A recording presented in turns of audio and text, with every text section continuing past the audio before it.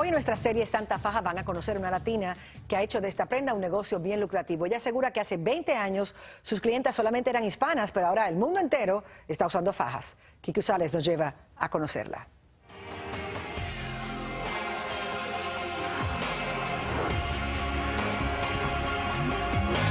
Hace 20 años atrás, estas prendas eran de uso casi exclusivo de las latinas.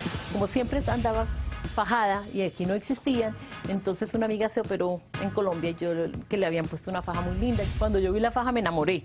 Entonces yo contacté a la señora que las hacía, que realmente ella sí fue la diseñadora de las fajas originales colombianas. Sin perder puntada, María Luisa Jiménez, que en ese entonces se dedicaba al turismo, comenzó a venderlas en este país.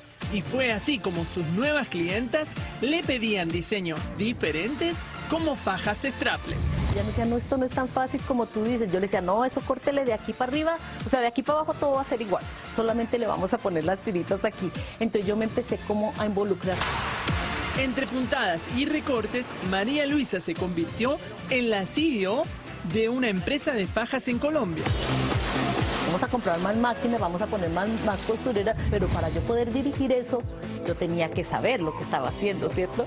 Y como yo también sabía lo que el mercado exigía, porque pues a mí era la que me lo exigía. Al Rojo Vivo tuvo acceso a conocer cómo se confeccionan estas prendas, cómo se entrelazan los materiales principales, la licra y el expander. Entonces esta es la área de diseño, acá escogemos las telas, se hace todo el patronaje de cómo va a ir la forma de las piezas y se hace todo el diseño. Estar pendiente del producto que llega, el producto que me traen de corte y que las niñas cosan ese producto. Yo le puedo garantizar que hoy en día nuestro mercado es un 70% entre mujeres afroamericanas, americanas y el 30% es latino. O sea, ya dio toda la vuelta. Su empresa cuenta con una decena de empleadas y sucursales en 5 ciudades de los Estados Unidos. Yo siempre les digo, la base de un buen vestir es una buena faja.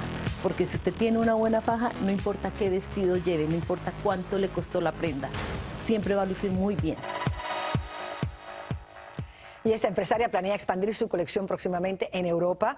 Mañana vamos a hablar sobre qué tipos de fajas encontramos en el mercado y cuál es la mejor para cada figura.